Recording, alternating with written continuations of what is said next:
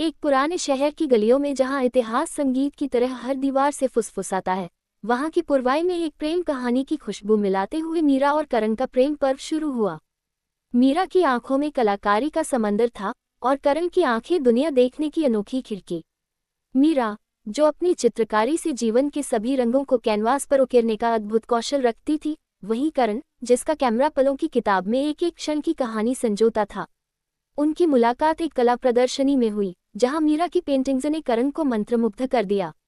उनके दिलों ने भी कुछ कहानियां साझा की, वह कहानियां जो सिर्फ उनकी मुस्कानों में झलकती।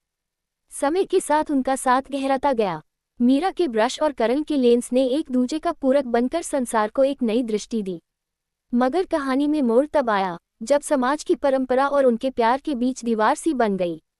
मीरा का परिवार एक रूढ़िवादी सोच वाला परिवार था और करण का परिवार मध्यम वर्गीय मूल्यों का।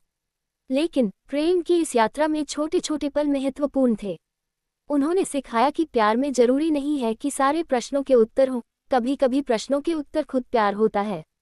मीरा और करण का प्रेम, जो शब्दों से परे था, उनकी आंखों की खामोशी में बोलता था। उनके प्यार ने उनके परिवारों को भी समझाया कि प्रेम किसी भी बंधन का मोहताज नहीं होता।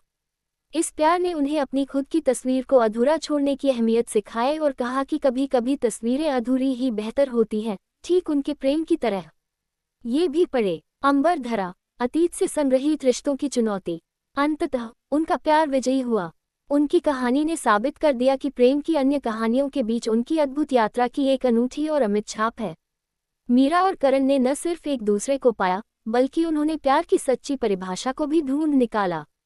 प्रेम की अद्भुत यात्रा के माध्यम से पाठकों को एक यादगार अनुभव प्रदान करते हुए ये कहानी समाज को एक नया सबक सिखाने का प्रयास करती है।